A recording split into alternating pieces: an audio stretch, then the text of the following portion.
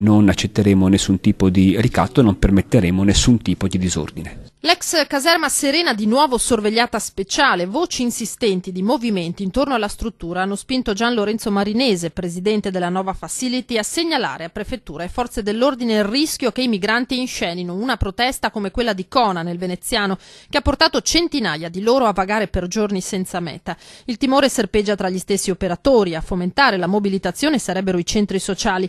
Ai nostri microfoni i rappresentanti del Django avevano definito inevitabile nei giorni scorsi una protesta anche a Treviso. Il comune è ferreo. Osserviamo e monitoriamo costantemente, quotidianamente queste realtà. È evidente che quanto successo a Cona e Conetta non sono segnali che non possono non farci preoccupare. A Treviso non dovrà mai e poi mai capitare una cosa di questo genere. Manifestazioni, iniziative che turbino l'ordine, la quiete e la serenità di una comunità, abbiamo il dovere e l'impegno di bloccarle, anzi direi quasi di stroncarle sul nascere. Messaggio chiaro del vice sindaco anche a eventuali fomentatori, ma intorno all'ex Serena i residenti, i primi ad accorgersi dei movimenti sospetti, sono inquieti e per la Lega Nord c'è poco da stupirsi. Per noi la caserma Serena è sempre stata una polveriera pronta ad esplodere e prima o poi questo succederà.